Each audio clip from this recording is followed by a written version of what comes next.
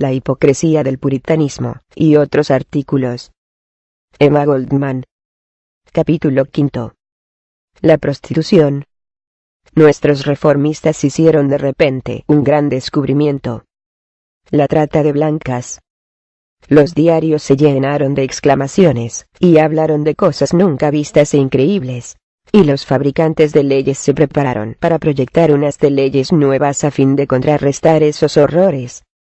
Es altamente significativo este hecho toda vez que a la pública opinión se le presenta, como si fuera una distracción más, unos de estos males sociales. Enseguida se inaugura una cruzada contra la inmoralidad, contra el juego de azar, las salas de bailes, etc. ¿Y cuáles son los resultados de semejantes campañas aparentemente moralizadoras? El juego aumenta cada vez más, las salas funcionan clandestinamente a la luz del día, la prostitución se encuentra siempre al mismo nivel, y el sistema de vida de los proxenetas y sus similares se vuelve un poco más precario. ¿Cómo puede ser que esta institución, conocida hasta por los niños de teta, haya sido descubierta recientemente? ¿Qué es, después de todo, este gran mal social, reconocido por todos los sociólogos, para que dé lugar a tanto ruido, y a tanta alaraca la publicación de todas esas informaciones? Resumiendo las recientes investigaciones sobre la trata de blancas, por lo pronto muy superficiales, nada de nuevo se descubrió. La prostitución ha sido, y es una plaga sumamente extendida, y asimismo la humanidad continúa hasta ahora imbuida en sus asuntos, indiferente a los sufrimientos y a la desventura de las víctimas de ese tráfico infame, tan indiferente como lo fue ante nuestro sistema industrial, o ante la prostitución económica.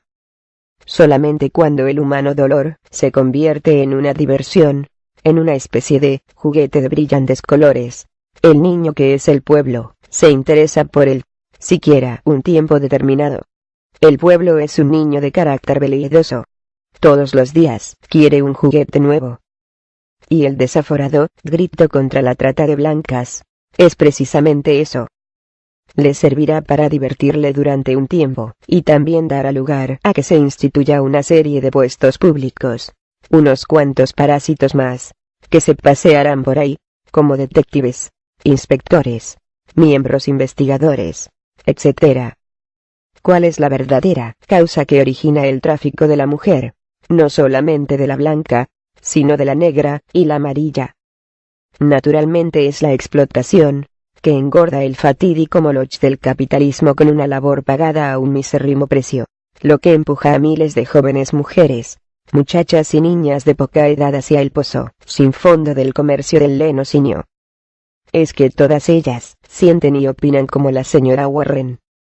¿Para qué agotar la existencia por la paga de algunos chelines semanales en un obrador de modista, etc., durante 10, 11 horas por día? Es lógico esperar que nuestros reformistas no dirán nada acerca de esta causa fundamental. Comprenden demasiado que son verdades que rinden poco.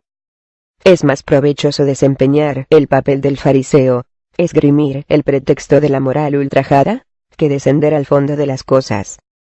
Sin embargo, hay una recomendable excepción entre los jóvenes escritores. Reginald Durant Kaufman, cuyo trabajo Theory of Bondage es uno de los primeros y serios esfuerzos para estudiar este mal social, no desde el punto de vista sentimental del filisteísmo burgués. Periodista de vasta experiencia, demuestra que nuestro sistema industrial no ofrece a muchas mujeres otras alternativas que las de la prostitución. La heroína femenina que se retrata en Theory of Bondage pertenece a la clase trabajadora. Si el autor hubiese pintado la vida de una mujer de otra esfera, se habría hallado con idéntico asunto y estado de cosas. En ninguna parte se trata a la mujer de acuerdo al mérito de su trabajo. Por eso, ese procedimiento es todavía más flagrantemente injusto. Es imperiosamente inevitable que pague su derecho a existir, a ocupar una posición cualquiera mediante el favor sexual. No es más que una cuestión de gradaciones que se venda a un hombre, casándose, o a varios. Que nuestros reformistas lo admitan, o no, la inferioridad social y económica de la mujer es directamente responsable de su prostitución. Justamente en estos días, la buena gente se asombró de ciertas informaciones, donde se demostraba que solamente en Nueva York, de 10 mujeres que trabajaban en fábricas, 9 percibían un salario de $6 semanales por 48 horas de trabajo, y la mayoría de ellas debían afrontar varios meses de desocupación, lo que en total representaba una suma anual de $280. Ante estas horribles condiciones económicas, hay motivo de asombro al constatar que la prostitución y la trata de blancas se hayan convertido en un factor tan predominante. Si las precedentes cifras pueden ser consideradas exageradas, no estará de más escuchar lo que opinan algunas autoridades en materia de prostitución. Las múltiples causas de la creciente depravación de la mujer se hallan en los cuadros estadísticos, indicando la trayectoria de los empleos ocupados, sus remuneraciones antes de que se produjera su caída. Entonces se dará la oportunidad para que el economista político decida si la mera consideración de los negocios es una suficiente disculpa para el patrono que disminuye el nivel general de los jornales obreros, o si bien aumentándolos en un pequeño porcentaje, los contrabalancea, por la enorme suma de tasas y exacciones impuestas al público sobre los gastos que éste hace al adentrarse para su satisfacción en la vasta maquinación de los vicios, la cual es un resultado directo, la mayoría de las veces, de una insuficiente retribución del trabajo honesto. Dr. Sanger, la historia de la prostitución. Nuestros actuales reformistas podrían muy bien enterarse del libro del Dr. Sanger. Entre 2,000 casos observados por él, son raros los que proceden de la clase media, de un hogar en prósperas condiciones. La gran mayoría salen de las clases humildes, y son, por lo general, muchachas y mujeres trabajadoras. Algunas caen en la prostitución a causa de necesidades apremiantes. Otras debido a una existencia cruel de continuo sufrimiento en el seno de su familia, y otras debido a deformaciones físicas y morales de las que hablaré después. También para edificación de puritanos y de moralistas, había entre esos 2000 casos, 400 mujeres casadas que vivían con sus maridos. Es evidente que no existía mucha garantía de la pureza de ellas en la santidad del matrimonio. El Dr. Blaschko en Prostitution in the 19th Century hace resaltar más aún que las condiciones económicas son los más poderosos factores de la prostitución. Aunque la prostitución existió en todas las edades, es el siglo VI el que mantiene la prerrogativa de haberla desarrollado en una gigantesca institución social. El desenvolvimiento de esta industria con la vasta masa de personas que compiten mutuamente en este mercado de compra y venta, la creciente congestión de las grandes ciudades, la inseguridad de encontrar trabajo, dio un impulso a la prostitución que nunca pudo ser soñado siquiera en periodo alguno de la historia humana. Otra vez Havelock Ellis, aunque no se incline absolutamente hacia las causas económicas, se halla empero obligado a admitir que directa o indirectamente éstas vienen a ser uno de los tantos motivos, y de los principales. Encuentra, pues, que un gran porcentaje de prostitutas se reclutan entre las sirvientas, no obstante sufrir menos necesidades. Pero el autor no niega que la diaria rutina, la monotonía de sus existencias de servidumbre, sin poder compartir nunca las alegrías de un hogar propio, sea también causa preponderante que las obliga a buscar el recreo y el olvido en la vida de los ficticios placeres de la prostitución. En otras palabras, la muchacha que es sirvienta no posee nunca el derecho de pertenecerse a sí misma. Maltratada y fatigada por los caprichos de su ama, no puede encontrar otro desahogo que el de prostituirse un día u otro, lo mismo que la muchacha de la fábrica y de la tienda. La faz más divertida de esta cuestión que acaba de hacerse pública, es la superabundante indignación de nuestras buenas y respetables personas, y especialmente de algunos caballeros cristianos, quienes siempre encabezan esta suerte de cruzadas, y también otras que surjan de cualquier parte, o por cualquier motivo. Es que ellos ignoran completamente la historia de las religiones, y particularmente de la cristiana. ¿Por qué razones deberían gritar contra la infortunada víctima de hoy, desde que es conocido por los estudiosos de alguna inteligencia que el origen de la prostitución es, precisamente, religioso, lo que la mantuvo y la desarrolló por varios siglos, no como una vergüenza, sino como digna de ser coronada por el mismo Dios. Parece que el origen de la prostitución se remonta a ciertas costumbres religiosas, siendo la religión la gran conservadora de las tradiciones sociales. La preservó en forma de libertad necesaria y poco a poco pasó a la vida de las sociedades. Uno de los ejemplos típicos lo recuerda Heródoto. 500 años antes de Cristo, en el templo Milita, consagrado a la Venus babilónica, se establecía que toda mujer que llegase a edad adulta, había de entregarse al primer extraño que le arrojase un cobre en la falda como signo de adoración a la diosa.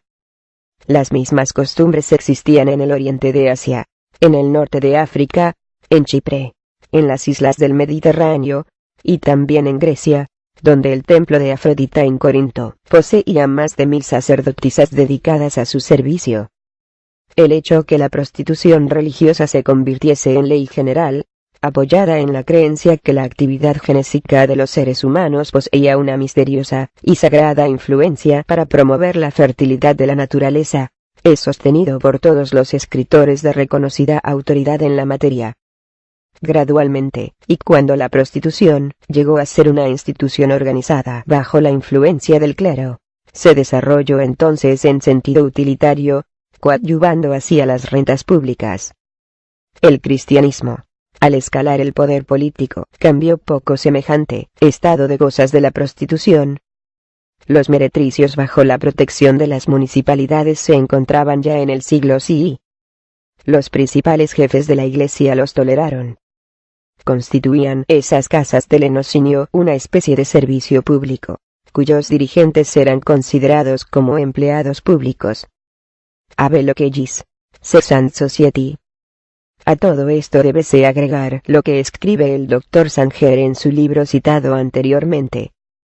El Papa Clemente I dio a la publicidad una bula diciendo que se debía tolerar a las prostitutas, porque pagaban cierto porcentaje de sus ganancias a la Iglesia. El Papa Sixto I fue más práctico. Por un solo meretricio, que él mismo mandó construir, recibía una entrada de 20,000 ducados. En los tiempos modernos, la Iglesia se cuida más respecto a este asunto. Por lo menos abiertamente, no fomenta el comercio del lenocinio. Encuentra mucho más provechoso constituirse en un poder casi estatal, por ejemplo, la Iglesia de la Santísima Trinidad, y alquilar a precios exorbitantes las reliquias de un muerto a los que viven de la prostitución. Aunque desearía mucho extenderme sobre la prostitución de Egipto, de Grecia, de Roma, y de la que existió durante la Edad Media, el espacio no me lo permite. Las condiciones de este último periodo son particularmente interesantes, ya que el lenocinio se organizó en guildas, asociaciones gremiales presidido por el rey de un meretricio. Estas corporaciones empleaban la huelga como medio de mantener inalterable sus precios. Por cierto, es algo mucho más práctico que el usado por los explotadores modernos de ese mismo tráfico. Pero sería demasiado parcial y superficial por nuestra parte sostener que el factor económico es la única causa de la prostitución. Hay otros no menos importantes y vitales. Los mismos reformistas los reconocen, mas no se atreven a discutirlos, ni a hacerlos públicos, y menos a aumentar esa cuestión, que es la savia de la verdadera vida del hombre y de la mujer. Me refiero al tema sexual, cuya sola mención produce ataques espasmódicos en la mayoría de las personas. Se concede que una mujer es criada más para la función sexual que para otra cosa. No obstante, se la mantiene en la más absoluta ignorancia sobre su preponderante importancia. Cualquier cosa que ataña a este asunto se suprime con aspaviento, y la persona que intentara llevar la luz a estas espesas tinieblas sería procesada y arrojada a la cárcel. Sin embargo, sigue siendo incontrovertible que mientras se continúe en la creencia que una joven no debe aprender a cuidarse a sí misma, ni debe saber nada acerca de la más importante función de su vida, no tiene que sorprendernos que llegue a ser fácil presa de la prostitución, o de otra forma de relaciones, que la reducen a convertirse en un mero instrumento sexual. A esta criminal ignorancia se debe que la entera existencia de una joven resulte deformada y estropeada. Desde hace tiempo la gente se halla convencida que un muchacho, en su adolescencia, solo responde al llamado de su naturaleza, es decir, tan pronto como despierta a la vida sexual puede satisfacerla. Pero nuestros moralistas se escandalizarían al solo pensar que una muchacha de esa edad hiciese lo mismo. Para el moralista, la prostitución no consiste tanto en el hecho que una mujer venda su cuerpo, sino en que lo venda al margen del hogar, del matrimonio. Este argumento no es muy infundado, ya que lo prueban la cantidad de casamientos por conveniencias monetarias, legalizados, santificados por la ley y la opinión pública. Mientras que cualquier otra unión, aun siendo más desinteresada y espontánea, será considerada ilegítima, y por ende condenada y repudiada. Y eso que la prostitución, definida con propiedad, no significa otra cosa que la subordinación de las relaciones sexuales a la ganancia. Guyot, la prostitución. Son prostitutas aquellas mujeres que venden su cuerpo, ejerciendo actos sexuales, y haciendo de ellos una profesión Banger, criminalité et condition économique. En efecto, Banger va más allá. Sostiene que el acto de prostituirse es intrínsecamente igual, para el hombre y la mujer que contrae matrimonio por razones económicas.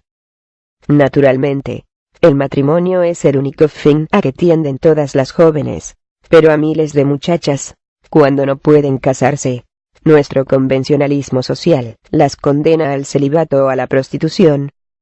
Y la naturaleza humana afirma siempre su improrrogable derecho, sin cuidarse de las leyes, ya que no existen razones plausibles para que esa naturaleza se adapte a una pervertida concepción de moralidad.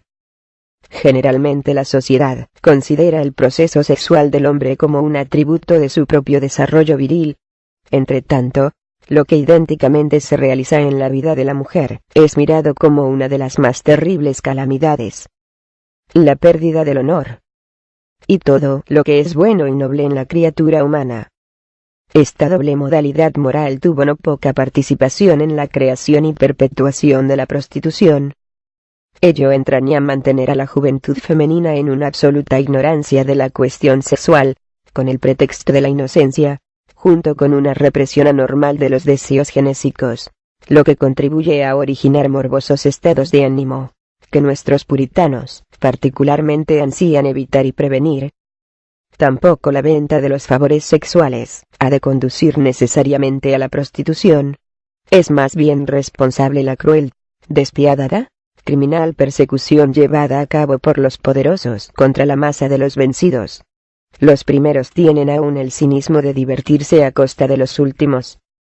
Muchachas, todavía niñas, que trabajan amontonadas, en talleres, a veces con temperaturas torridas, durante 10 o 12 horas al pie de una máquina, forzosamente deben hallarse en una constante sobreexcitación sexual. Muchas de esas muchachas no poseen hogares confortables ni nada parecido. Al contrario, viven en continua penuria. Entonces la calle, o cualquier diversión barata, les servirá para olvidar la rutina diaria. Todo esto trae como consecuencia natural la proximidad de los dos sexos.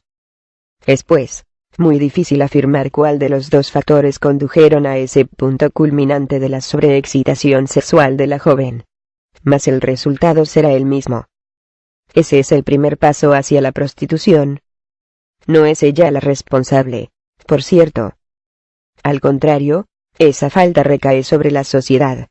Es la total carencia de comprensión. Nuestra falta de una justa apreciación de los sucesos de la vida. Especialmente la culpa es del moralista, que condena a la que cayó para una eternidad, solamente porque se desvió del sendero de la virtud. Eso es, porque realizó su primera experiencia sexual, sin la sanción de la Iglesia y del Estado. Ella se sentirá completamente al margen de la vida social, que le cerrara las puertas. Su misma educación, y todo lo que se le ha inculcado, hará que se reconozca una depravada, una criatura caída para siempre, sin el derecho a levantarse más, sin que nadie le extienda la mano. Al contrario, se tratará de hundirla cada vez más. Es así como la sociedad crea a las víctimas y luego vanamente intenta regenerarlas. El hombre más mezquino, El más corrompido y decrépito podrá aún considerarse muy bueno para casarse con una mujer, cuya gracia comprará muy ufano, en vez de pensar que puede salvarla de una vida de horrores. Tampoco podrá dirigirse a su hermana la honesta en busca de amparo, de auxilio moral. Esta, en su estupidez, teme mancillar su pureza y castidad, no comprendiendo que en muchos aspectos su posición es más lamentable que la de su hermana en la calle. La mujer que se casa por dinero, comparada con la prostituta, es verdaderamente un ser despreciable, dice Abel Hocqueis. Del mismo modo se prostituye, se le paga menos. En cambio, por su parte, retribuye mucho más en trabajo y cuidados, y se halla atada a un solo dueño. Por empezar, la prostituta nunca firma un contrato, por el cual pierde todo derecho sobre su persona. Conserva su completa libertad de entregarse a quien quiere, no obstante hallarse obligada siempre a someterse a los brazos de los hombres. ¿No se trata mejor a esa mujer casada? Si llegan a su noticia las palabras de la apología de Lecky, al decir de la prostituta, aun cuando sea la suprema encarnación del vicio, es también la más eficiente salvaguarda de la virtud. Gracias a ella, ¿cuántos hogares aparentemente respetables escaparon de ser corrompidos, mancillados por prácticas antinaturales? Sin ella, estas aberraciones del sentido genésico abundarían más de lo que se puede suponer. Los moralistas se hallan siempre dispuestos a sacrificar una mitad de la raza humana para conservación de algunas miserables instituciones que ellos no pueden hacer prosperar. En rigor, la prostitución no representa tampoco una salvaguarda más para asegurar la pureza del hogar, como no lo representan esas mismas leyes, cuyos efectos pretende contrarrestar. Casi el 50% de los hombres casados frecuentan los prostíbulos, o los patrocinan. Es a través de este virtuoso elemento que las casadas, y aun los niños contraen enfermedades venéreas. Asimismo no tiene ninguna palabra de condenación para el hombre, mientras que para la indefensa víctima, la meretriz, no hay ley lo suficientemente monstruosa que la persiga y la condene. No es solamente la presa de los que la poseen, durante el ejercicio de su profesión, lo es también de cada policía, y de cada miserable detective que la persiga, de los oficialitos de los puestos de policía, y de las autoridades de todas las cárceles a donde llegue. En un reciente libro, escrito por una mujer que regenteó una de esas casas, se puede hallar la siguiente anotación. Las autoridades del lugar me obligaban a pagar todos los meses, en calidad de multa de $14.70 a $29.70. Las pupilas debían pagar de $5.70 hasta $9.70 solamente a la policía. Si se tiene en cuenta que la autora hacía sus negocios en una ciudad pequeña, las sumas que cita no comprenden las extras en forma de contravenciones, coimas, etc., de lo que se puede deducir la enorme renta que reciben los policías de los departamentos, extraídas, son sacadas del dinero de esas víctimas, que ellos tampoco desean proteger. Guay de la que se rehúse a doblar esa suerte de peaje, será arrastrada como ganado, aunque no fuera más que para ejercer una favorable impresión sobre los honestos y buenos ciudadanos de esas ciudades, o también para obedecer a las autoridades que necesitan cantidades extras de dinero, además de las lícitas. Para las mentalidades enturbiadas por los prejuicios que no creen a la mujer caída incapaz de emociones, les será imposible imaginarse, sentir en carne propia la desesperación, las afrentosas humillaciones, las lágrimas candentes que vierte cuando la hunden cada vez más en el fango. ¿Parecerá acaso extraño que una mujer que regenteara una de esas casas sepa expresarse tan bien, con tal vehemencia, sintiendo de tal manera? Más extraño me parece el proceder de este buen mundo cristiano que supo sacar provecho, trasquilar, hacerle pagar su tributo de sangre y dolor a semejante criatura y luego no le ofrece otra recompensa que la detracción y la persecución. Oh, la caridad de este buen mundo cristiano. Se está investigando con mucha violencia contra la trata de blancas que se importa desde Europa a Norteamérica. ¿Cómo podrá conservarse virtuoso este país, si el viejo mundo no le presta su ayuda? No niego que en una pequeña parte sea esto verdad. Tampoco niego que existen emisarios en Alemania, y en otras naciones, haciendo su innoble comercio de esclavas con los Estados Unidos. Pero me niego absolutamente a creer que este tráfico asuma apreciables proporciones. En lo que respecta a Europa, si es verdad que la mayoría de las prostitutas de Nueva York son extranjeras, sucede también por lo mismo que la mayoría de su población está compuesta de extranjeros. Desde el momento que se va a otra ciudad del territorio norteamericano, Chicago, por ejemplo, encontraremos que las prostitutas extranjeras se hallan en ínfima minoría. Igualmente exagerada es la creencia basada en que la mayoría de las mujeres que comercian sus encantos en las calles de esta ciudad, ejercitaban el mismo tráfico en sus países respectivos antes de venir a Norteamérica. Muchas de estas muchachas hablan un excelente inglés, se americanizaron en sus modales y su vestir, lo que es un fenómeno imposible de adaptación, de verificarse, a menos que hayan permanecido bastantes años en este país.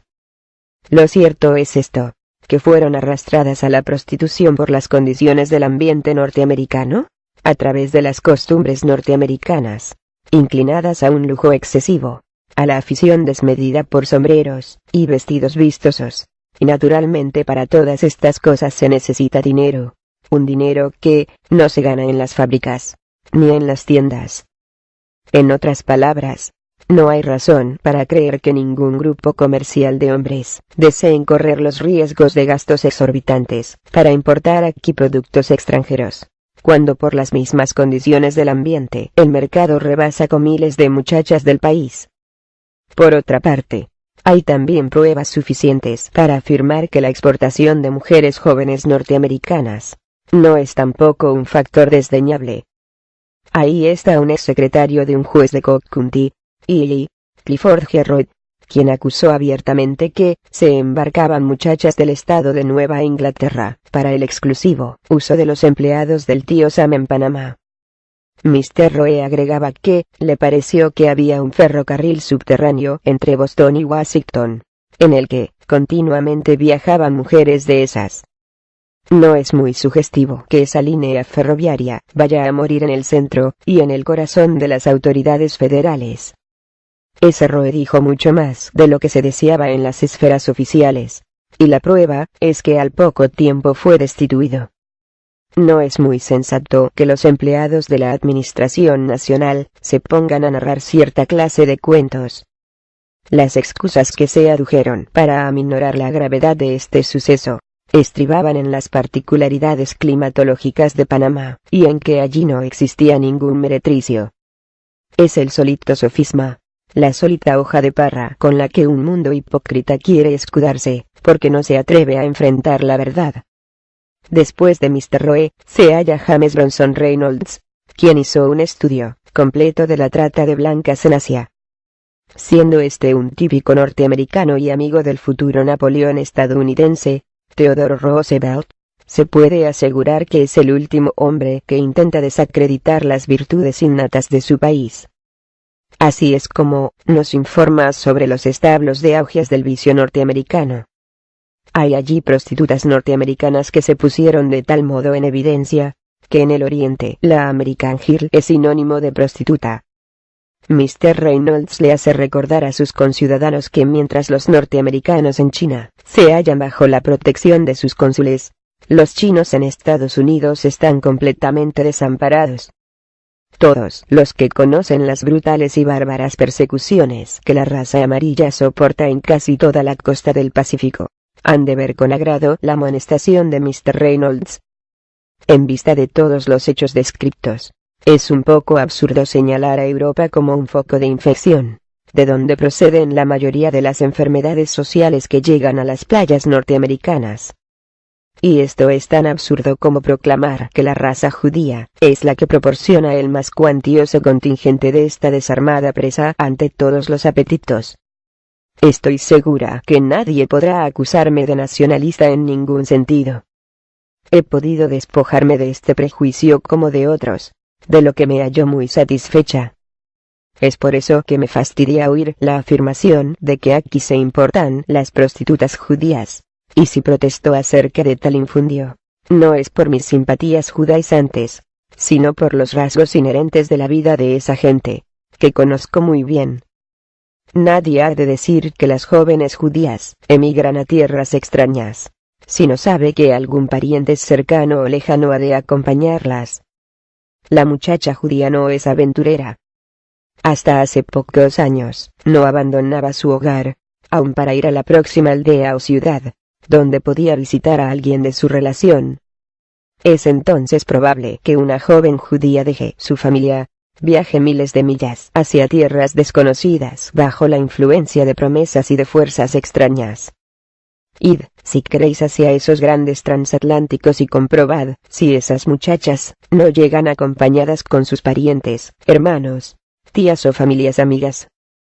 Habrá excepciones, naturalmente, pero de ahí a establecer que un gran número de jóvenes judías vienen importadas con el propósito de la prostitución y de cosas parecidas, es desconocer completamente la psicología hebrea.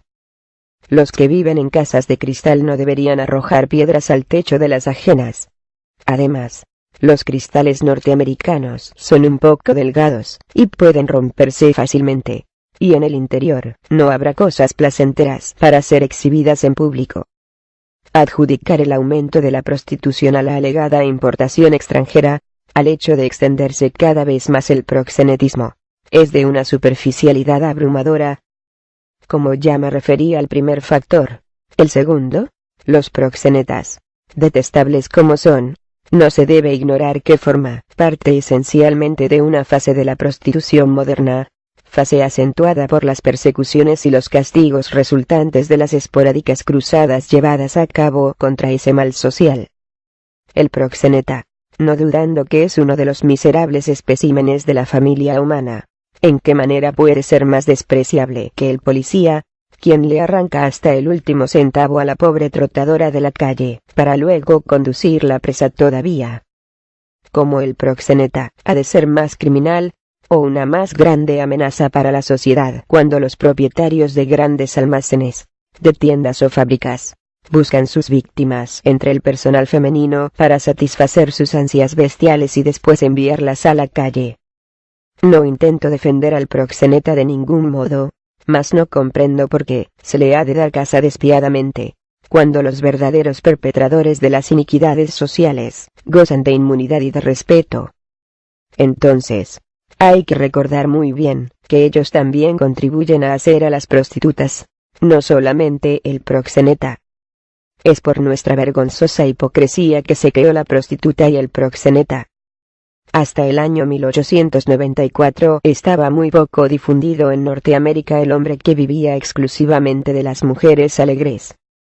Por entonces, tuvimos unos ataques epidérmicos de virtud. El vicio debía abolirse, y el país purificarse a toda costa. El cáncer social fue extirpado del exterior, para que sus raíces arraigaran más hondamente en el organismo de la nación. Los propietarios de prostíbulos, y sus infelices víctimas, se hallaron a merced de la policía. Se subsiguió la inevitable consecuencia con exorbitantes multas, las coimas, y la penitenciaría. Las pupilas antes relativamente amparadas en los meretricios, por representar ellas cierto valor monetario, se encontraron en la calle como presas indefensas en las manos del policía groseramente codicioso. Desesperadas, necesitando que alguien las protegiera amándolas, les fue muy fácil caer en los brazos de los proxenetas, uno de los productos más genuinos de nuestra era comercial. De ahí que la modalidad social del proxenetismo no fue más que una excrescencia natural de las persecuciones de la policía, de las bárbaras puniciones, y el intento siempre frustrado de suprimir la prostitución. Sería absurdo confundir esa faz moderna de los males sociales con esta última. La opresión simple y pura, y los proyectos de leyes coercitivas, no han de servir más que para amargar a la infortunada víctima de su misma ignorancia y estupidez, y luego llevarla a la última degradación. Uno de ellos logró su máxima severidad, proponiendo que a las prostitutas se les diera el tratamiento de los criminales, y las cogidas en flagrante se las penaría con 5 años de cárcel y $10,000 de multa. Semejante actitud solo demuestra la obtusa incomprensión de las verdaderas causas de la prostitución, como factor social, como también esto es una manifestación del puritánico espíritu de otros días sangrientos en la historia del puritanismo. No existe un escritor moderno que al tratar este asunto nos señale la completa futilidad de estos métodos legislativos con sus innumerables medios de coerción. El Dr. Blasco dice que las represiones gubernativas y las cruzadas moralizadoras nada consiguen más que dispersar el mal social que quieren combatir por miles de otros conductos secretos, multiplicando así los peligros para la sociedad. Abel Oquellis. El temperamento más humanitario y el estudioso más profundo de la prostitución nos hace comprobar con el fehaciente testimonio de citas históricas que cuanto más drástico es el método de represión, mucho más empeora las condiciones de ese mal. Entre una de esas citas se halla la siguiente. En 1560 Carlos X abolió con un edicto todos los prostíbulos, pero el número de las meretrices no hizo más que aumentar, mientras otras casas de lenocinio fueron apareciendo clandestinamente, siendo mucho más peligrosas que las anteriores. A despecho de esa legislación, o por causa de ella, no hubo país entonces en el que la prostitución se extendiera con más fuerza, jugando un rol preponderante. Sex and Society. Solamente una opinión pública inteligentemente educada, que deje de poner en práctica el ostracismo legal y moral hacia la prostitución, ha de coadyuvar al mejoramiento del presente estado de cosas. Cerrar los ojos por un falso pudor y fingir ignorancia ante este mal y no reconocerlo como un factor social de la vida moderna, no hará más que agravarlo. Debemos estar por encima de la estúpida noción, soy mejor que tú, tratando de ver en la prostituta solamente a un producto de las condiciones sociales. Semejante actitud por parte nuestra, al desterrar para siempre toda postura hipócrita, establecerá una más amplia comprensión, haciéndonos espiritualmente aptos para otorgarle un trato más humanitario, casi fraternal a esas desventuradas. Respecto a la total extirpación de la prostitución, nada, ningún método podrá llevar a cabo esa magna empresa, sino la más completa y radical transmutación de valores, en la actualidad falsamente reconocidos como beneficiosos especialmente en lo que atañe a la parte moral junto con la abolición de la esclavitud industrial. Su causa causar. Fin del capítulo 5. La prostitución. La hipocresía del puritanismo, y otros artículos. Emma Goldman. Capítulo 5. La prostitución. Nuestros reformistas hicieron de repente un gran descubrimiento. La trata de blancas. Los diarios se llenaron de exclamaciones, y hablaron de cosas nunca vistas e increíbles, y los fabricantes de leyes se prepararon para proyectar unas de leyes nuevas a fin de contrarrestar esos horrores. Es altamente significativo este hecho toda vez que a la pública opinión se le presenta, como si fuera una distracción más, unos de estos males sociales. Enseguida se inaugura una cruzada contra la inmoralidad, contra el juego de azar, las salas de bailes, etc. ¿Y cuáles son los resultados de semejantes campañas aparentemente moralizadoras? El juego aumenta cada vez más, las salas funcionan clandestinamente a la luz del día, la prostitución se encuentra siempre al mismo nivel, y el sistema de vida de los proxenetas y sus similares se vuelve un poco más precario. ¿Cómo puede ser que esta institución, conocida hasta por los niños de teta, haya sido descubierta recientemente? ¿Qué es, después de todo, este gran mal social, reconocido por todos los sociólogos, para que dé lugar a tanto ruido, y a tanta alaraca la publicación de todas esas informaciones? Reres, muchachas y niñas de poca edad hacia el pozo, sin fondo del comercio del lenocinio. Es que todas ellas, sienten y opinan como la señora Warren. ¿Para qué agotar la existencia por la paga de algunos chelines semanales en un obrador de modista, etc., durante 10, 11 horas por día? Es lógico esperar que nuestros reformistas no dirán nada acerca de esta causa fundamental. Comprenden demasiado que son verdades que rinden poco. Es más provechoso desempeñar el papel del fariseo, esgrimir el pretexto de la moral ultrajada, que descender al fondo de las cosas.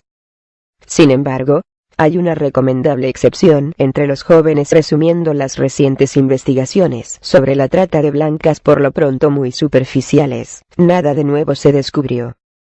La prostitución ha sido, y es una plaga sumamente extendida. Y asimismo, la humanidad continúa hasta ahora imbuida en sus asuntos, indiferente a los sufrimientos y a la desventura de las víctimas de ese tráfico infame. Tan indiferente como lo fue ante nuestro sistema industrial, o ante la prostitución económica. Solamente cuando el humano dolor se convierte en una diversión, en una especie de juguete de brillantes colores, el niño que es el pueblo se interesa por él, siquiera un tiempo determinado. El pueblo es un niño de carácter veleidoso. Todos los días quiere un juguete nuevo. Y el desaforado grito contra la trata de blancas es precisamente eso. Le servirá para divertirle durante un tiempo, y también dará lugar a que se instituya una serie de puestos públicos, unos cuantos parásitos más, que se pasearán por ahí, como detectives, inspectores, miembros investigadores, etc. ¿Cuál es la verdadera causa que origina el tráfico de la mujer? No solamente de la blanca, sino de la negra y la amarilla. Naturalmente es la explotación, que engorda el fatídico moloch del capitalismo con una labor pagada a un misérrimo precio, lo que empuja a miles de jóvenes mujeres